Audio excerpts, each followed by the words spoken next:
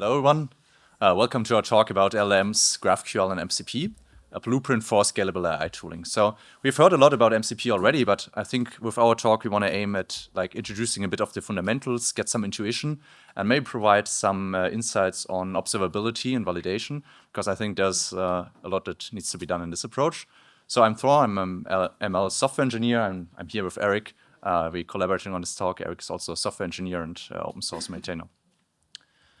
So what do we want to achieve here? So we have an AI agent that needs to talk to your business logic. And in general, an LLM already has kind of a good intuition about data. It was trained on basically the whole internet. It knows a lot of coding. So in theory, it should be able to fetch those tools or use tools the way you provide them in order to augment basically its own capabilities and in order to fetch new information. So in theory, we could just say, okay, can we just abstract this layer of your business logic and maybe just expose it for the LLM to just use it? And the standard that was introduced recently, closer than a year ago, was the model context protocol. And the idea is generally in context engineering that it was found that LLMs are quite good at few-shot learning. If you just provide them a couple of examples, provide them with good documentation, they're quite good at gathering information and abstracting that to different domains. So basically, the MCP is a standard to provide context for agents and tools. And maybe let's see how we can leverage the system. So in general, this MCP server, you can code your own tools and basically let the LLM discover those tools. So you have a framework where you expose tools with different descriptions. So in this case, we have the get talks, speaker details, and modify schedule. And you can just describe those tools in a strongly typed manner. So you can just provide a JSON schema. In this example, we have the get talks with some metadata, here in this case descriptions, so get a list of conference talks. And in general, the LLM isn't required to execute this tool because we're talking about an agent. So you can expose multiple tools, and the LLM can decide, okay, which tool should I use? And it can even invoke one tool multiple times. And we will come to this later, where it's like kind of an interaction of tool calls until the LLM is confident enough that it can answer a user question.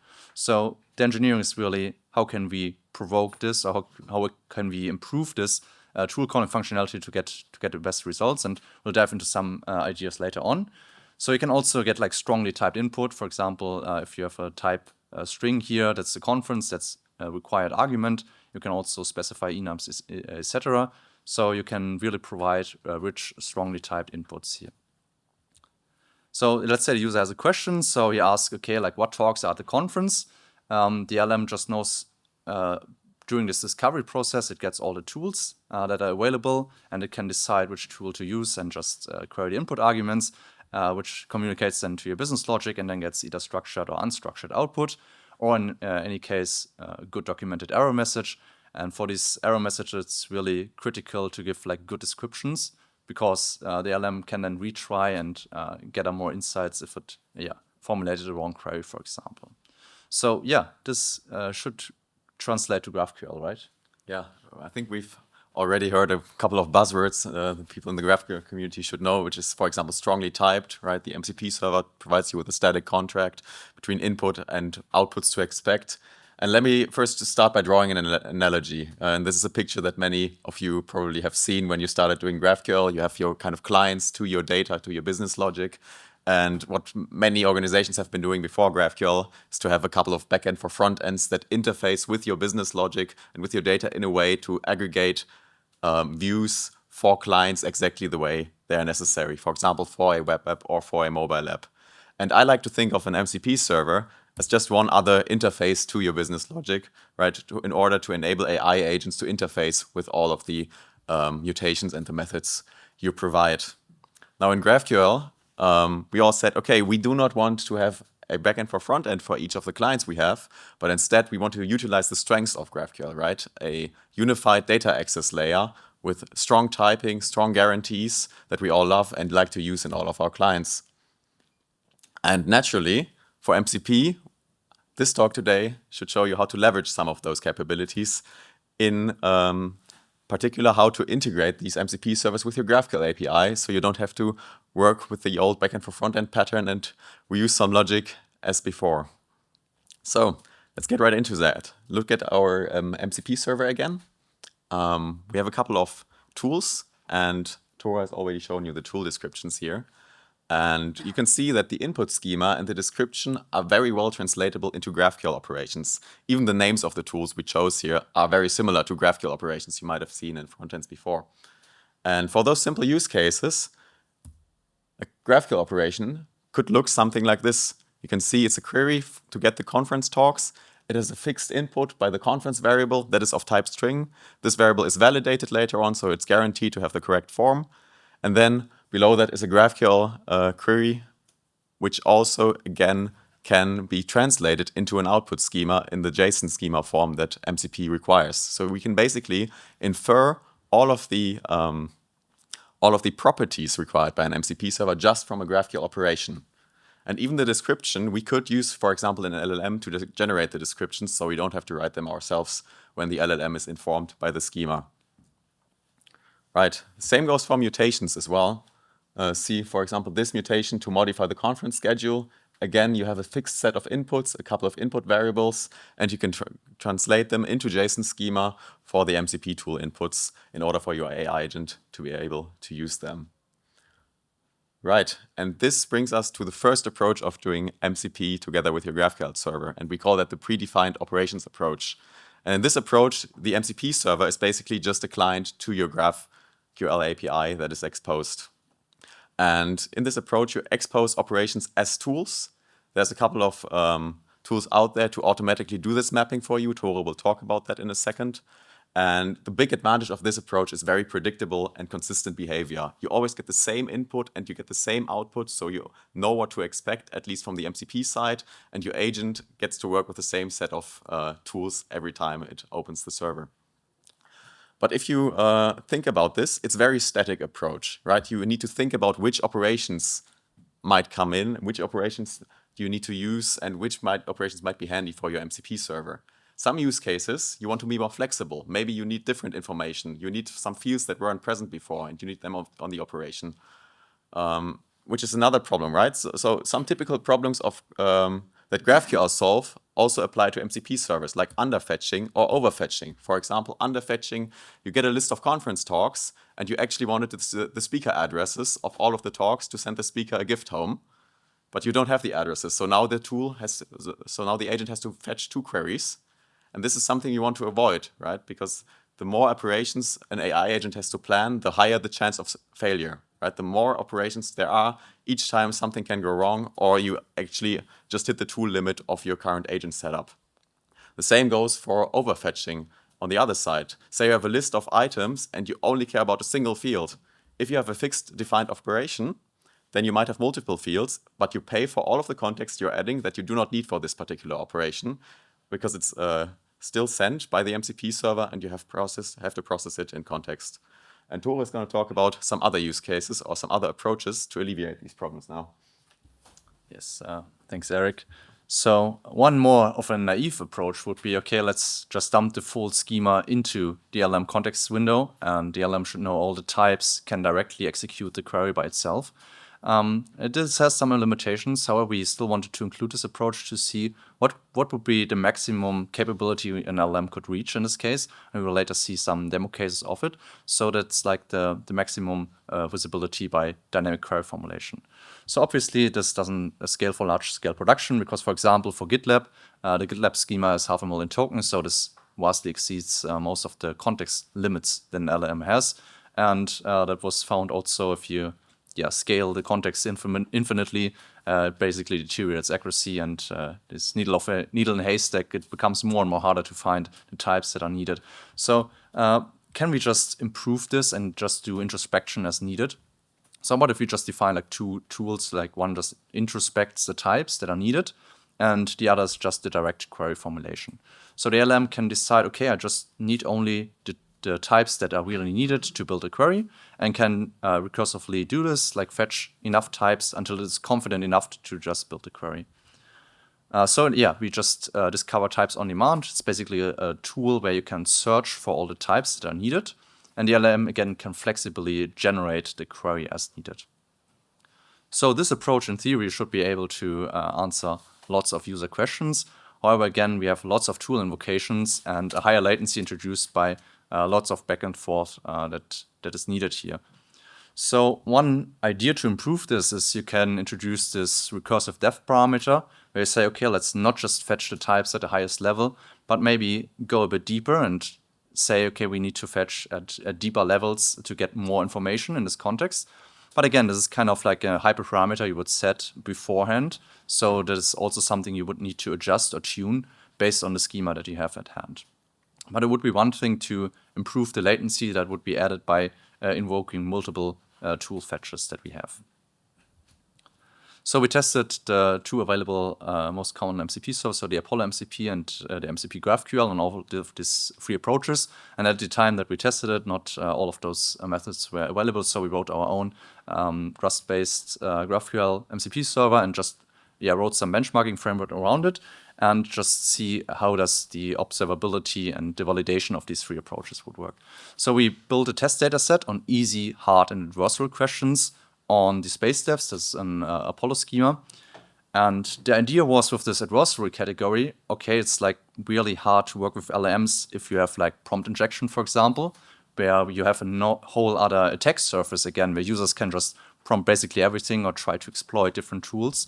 So we really wanted to see, can a user, for example, get a query where you can like invoke infinite tool calls, or how does the LLM really react to this? Or can we like maybe enforce different ideas here?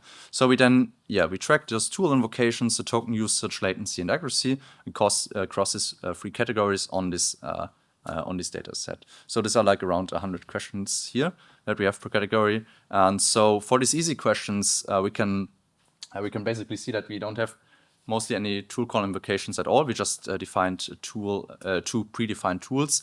So the LLM isn't really sure even to invoke a tool call.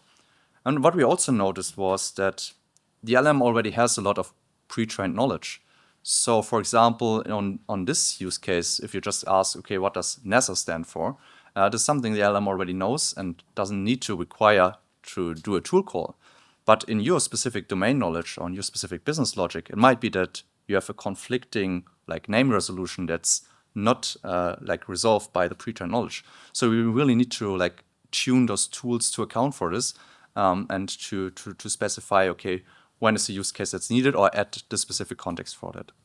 So the green one, like I said, is like the predefined tools. Then we have the full introspection and the schema discovery here. So we can see really on this hard data set that we have a lot of tool invocations here. So the LM really needs to fetch a lot of types that are needed. And we even saw like some retries in there. So even the LM was sometimes lazy and just fetched like the two types, the two newest types that would be needed and try to guess the rest. So this is also something that we notice in general in this pattern, is that we need to be a lot more specific on how to invoke those tools and how to use the tool calling around it. Then we used the latency per category. And interestingly enough, even though we had more tool calls for the hard data set, the full introspection, where we just put the full schema in the context, the latency spiked a bit higher here. So this is just the medium latency that's quite high. And this is because we have a lot of input tokens here that we need to reason on. And basically, the compute grows quadratically in the input size because of this attention mass that you have on the LLM side. So you really need to think also, again, like how much context is really needed. And obviously, you can cache those on requests after that. So if you have a long prompt, there's a key value caching going on the API provider from the LLM, which should save you some costs. And speaking of costs, if we go into token usage, we can again see this behavior here that we see we have really a lot of tokens here. So let's maybe also jump to the adversary category, which I didn't talk that much about yet. So those are like really trying to force the LLM to discover more and really invoke a lot of tool invocations. And remarkably, we got quite a low token usage and a low invocation here. So maybe our prompt injections weren't hard enough, but at least for our fetching that we saw, is that the LLM is quite good at rejecting in our use case, if it fetched a couple of types, to see, okay, it isn't reasonable to answer this question in this way. But there's obviously a lot more research that needs to be done in this field. And we noticed those patterns. Yeah. So let's maybe give a whole overview also over the accuracy. So for the full introspection, we achieved the highest accuracy on this data set, around 85%. So the amount of tool calls, again, is the highest for the schema discovery. Latency is the highest for the full introspection, but with the highest accuracy, also with the highest cost that is involved here. So which approach should we use? Yeah. Right.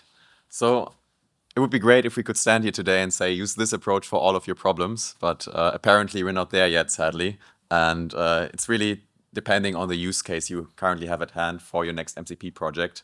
I'm going to try to give you some guidance here over the next few slides, and maybe you can use that in your next project as well. So first of all, let's get back to the predefined operations approach. As we've seen before, there's static operations. We might, if we need extra flexibility, maybe this is not the best approach to take for your next project. However, if you have some real-life workflows that are currently manually executed, this is perfect to automate these workflows because of the consistent behavior through the operations that you have set in stone beforehand, and you know exactly what the tools are available, for use through the agents. However, when you try to implement these workflows, you might be tempted to actually model each and every step that was manually done before by a human into such a workflow. That's not the way to go. You should minimize the number of exposed tools, first of all, so that the agent is able to select the right tools, because if there's too many tools in your MCP server, there's such a thing called tool confusion. So the MCP server will maybe either pick the wrong tool or not find your tool at all. So maybe you've also been at conferences before where demos were running and then the agent couldn't find the tool and had to get a strict reminder that the tool is definitely there. And this happens if you add too many tools. The other thing is to really look out how you define your operations. Looking again at this get conference talks query, like right now it seems very simple and there's not much that could be wrong about it. But still there's ambiguity in most of your GraphQL operations because human developers would just click through the schema and maybe look at the documentation if they are not completely sure what some operation does. But an LLM needs to be prompted and needs another tool call to do that explicit thing. So for example, let's look at that time field. To us, it would seem natural, but actually it's named time. We don't know just from looking at this operation, is it a time or is it a datetime? And if you ask a specific question, you want the date and time of a conference talk, the LLM, just from this operation, will not be able to know what to expect when calling this tool, or maybe if it needs another tool. So this, again, can drive up your attempts. And a great approach for that I really like is to just add documentation even to your operations when you're providing them. You can also add doc strings on top. Really try to reduce ambiguities for your specific use cases when you see that the LLM guesses things wrong every now and then. Add that context where it's necessary, but of course don't overwhelm it with context that is obvious. Right, so let's talk about the other two approaches. It would be great if I could just tell you to use schema discovery and we wouldn't have a problem with chattiness and too many tool invocations, or if we could all use the full introspection approach, but probably most of your schemas out there are too large for that. However, these approaches currently really shine in explorative use. I wouldn't say that they are as production ready as I would love for them to be just yet, and we need a little more extra work on that. And if you use them, watch out for hallucinations. If you see hallucinations in specific places, see if you can add additional context to your schemas, have a self-documenting schema out there, and also think about filtering your schema. Because you might have a large GraphQL schema, but not all of the types in your schema are actually necessary for your current AI use cases. This can start by you looking at domains that are not included right now in your AI projects or types you don't need. But even on the field level, you can take measures to reduce the size of unnecessary context you're putting into the agents. One good example I like is checking permissions. For example, if you have some metadata on your schema, on authorization or something, and you see in the MCP server, okay, we cannot fetch these fields at all because the token we have does not even have the authorization to get the information in these fields, consider just dropping them so they are not actually exposed to the agent and the agent won't consider using them. So only expose what's necessary to reach the specific use case you have. Another good keyword, or I just said, is auth. Auth is also like a challenge with MCP servers. There's a couple of approaches out there. the simplest approach is to just have a machine token on your MCP server when you start it up. This is perfect for your local development use case. When you have an MCP server running on your machine, it's a trusted environment. You plug it into your GitHub Copilot and you get it going. And it's maybe even your personal access token because it just does things on your behalf. Then recently with MCP, they specified authorization. The Apollo server, the Apollo MCP server has a token pass-through functionality. So basically, when you authorize with the MCP server, the agent will do will pass an OAuth token to the MCP server, which the MCP server then can either use to just pass it through to the next backend service or to authorize individual resources and then call those resources with the individual tokens. However, even when you're authorized, you always need to make sure that the LLM will act on your behalf, because authorization here in this case still does not imply any trust boundary in terms of tool usage and the inputs that you expect here. So make sure to add some additional validation into the tools, even and be more careful than with normal human input that you had before. Right. So let's talk about some more advanced patterns when you're talking about the schema. These are very specific to this kind of schemas you are using. Because right now, the schema discovery approach we showed you and we benchmarked was basically just about searching by full text. However, you can look into semantic search or similarity search through your GraphQL schema, which is very custom to the way your schema is built. You could also look into splitting up your schema into certain sub-schemas for each domain you are currently building an AI use case for, and then exposing them as separate MCP servers, so you keep the kind of context overwhelm lower, and then actually implement an approach where you only connect to the MCP service you currently need for the use case, so to keep the discovery surface a little lower and this context load easier to handle. Last of all, I wanted to add this approach because I heard it by Wrede in the panel, I think on Monday. I thought it was really interesting. So what this approach is compared to the others, you do not search the entire GraphQL schema, but instead you search for GraphQL operations that are already implemented by front-end developers, because there's a high likelihood that an agent will look for something that's already present as a client interaction. And so I haven't tried this approach personally, but I thought it was really interesting, and I'm definitely going to implement that after the conference and play around with it for a bit. So I wanted to share it here. And yeah, so some general considerations in the end. As you might have heard, context really matters. Try to document your schema, try to document your operations, try to not overwhelm your LLM with too much context or the wrong context that's actually not necessary to achieve your goals. And treat your MCP server as a first-class API consumer. So just like any other client, try to build your schema in a way so that it is accessible by the agents. And first of all, one point I've already mentioned several times is to minimize chain tool calls. And one part of that is, for example, in typical integrations, you would fetch an ID, and then with that ID, you would do a mutation. In an efficient LLM world, you only want a single tool call for this. So think about a way where you can just prevent that extra fetching tool call and put that into a single GraphQL operation, or at least into a single MCP tool. So maybe combine multiple GraphQL operations in one MCP tool. And the second point is also to, I think in the same context, to allow for full text input wherever it makes sense, because LLMs work with full text. And otherwise, if you want to get that unstructured information into a structured format, first, then again, you need additional planning steps. And the more you plan, the worse your expected results are currently. So lastly, before we get to the blueprint we formulated today, I want to leave you with one thought. Depending on what you're trying to achieve, your GraphQL schema is actually a meta model of a knowledge graph on your organization, because it shows you how all of the entities in the domains of your organization are connected. And this is actually a very great structured way to explore your data and to utilize what's already there, and to also explain the LLM how your organization is connected. And so use that resource to build a better understanding and to get good results from your queries. So this is our blueprint as we formulated it today.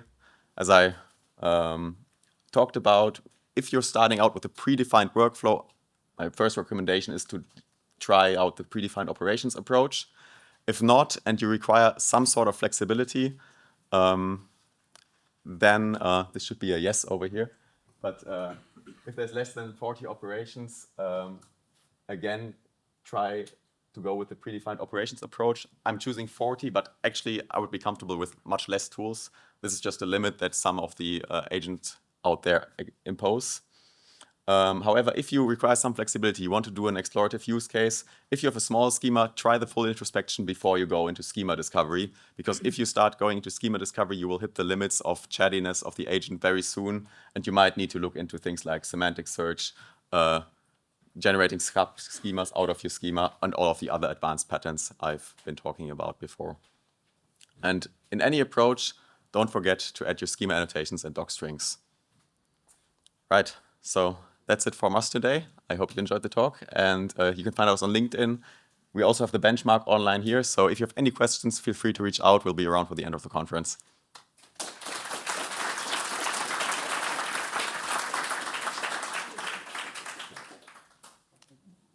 Right. Any questions? Yes. Have you tried any type of like multi-agent model? So for example, as you said, we can like break the schema into domains, and then you have one agent per domain, and then you have one main agent that talks to other agents. So like there's like 2 layers of MCPs. So you have like two for each domain, and then one agent calls the other agents. Yeah, it's just a hierarchical abstraction. You can obviously do that, but you can also do that with the tool call itself. You just nest it in a tool call that can branch off in different regions, like based on the inputs that you provide. Yeah, that would be possible. You just don't need multiple MCP servers. You can do it in one MCP server and just branch off in one tool call based on your inputs. Yeah. Yeah. Have you tried it? Not yet, no, but it's an interesting approach. Yeah, yeah, we should try that. Any other questions? Yes. Yeah, I have a question related to like kind of the schema discovery approach. So kind of what you're mentioning is like you start from the root and then you go give it the fixed length. Is you guarantee that the model gets like it knows where to start, right? Yeah. And then the problem with similarity search is you might find like an unreachable island, if you will, and that's true. So maybe like it's an open question to you guys. Like, so will we do introspection as of today? It's not like good for LLM to like actually start query from. So how would you like to change it?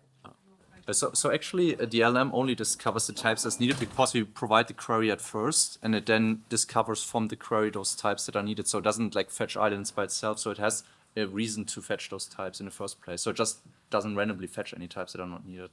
Yeah. So because it starts at the query and then it knows, okay, I have this type or this type. It just not randomly fetches based on your user questions, but based on the query. You know, exactly. Yeah. Another approach you could also try for that is to, if you landed that island, to provide it paths just by a simple search back to the root node and give some suggestions, some hints on what to build into the operation. If you don't reach this island in the first place. Exactly. Yeah.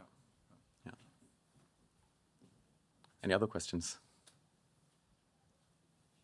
Yes. Yeah, I'll just add that I went through sort of this journey as well. One thing I would suggest also to mention is that you have two like types of use cases. You have agents which are working autonomously, and they're you have certain constraints. But when you have a human interacting with an agent for an MCP, say through Claude or anything else, then what I call the agent experience also comes into play, sort of where you actually see which tools are being called. And then also there's a lot of like, you don't want to see, even if it's relatively fast and a decent experience, but you see them going through the process and you have this like thing. And as a user, it's also like not great. So we actually wrote also a small front end for this, a small chat front end where just live. No, I'm not sure if you can show it live, but you can find it on the GitHub as well. But it's like you just indicate to the user what is processing maybe, and like give like live streaming on which tools process, so at least that the user gets some feedback. Because we also noticed the time to first token. This is like when the LM responds, like takes forever. Yeah, it's true. Yeah. Great. All right. So, you pass a query to the LLM with Predefined. So, but can you pass a document, like executable document that contains multiple queries Yes. Yeah, so it's not just a simple query. You can have multiple fields, multiple queries, Yeah. and then that would be one tool. Yeah. Yeah, you could do that. One challenge you have with that is if you need some outputs of the first operation to be fed into the second operation. So Dependencies. there, yeah. So That's given this time. yeah, exactly. That's what I was referring to. But currently, right, anything that's an executable document can be fed into that. However, I would also argue having multiple operations in the same document is again a case of potential improvement for schema design, and just put it into a single operation or consider that. Yes. One question: did you also try to play with system prompts to instruct the LLM? Yeah, so this is basically the thing. You can't really have the ambition to control the system prompt because anyone can use this MCP server. So you might not have direct access to the system prompt of the model. This is why you should provide good descriptions, which are basically acting as a system prompt, because those descriptions kind of exist in or live in the context. So you can't control the system prompt per se. Yeah. So you can't wrap around the user prompt with some. No, you can in your tool server. You can describe. So the tool server itself has a description which is exposed to the LLMs prompt. Yeah.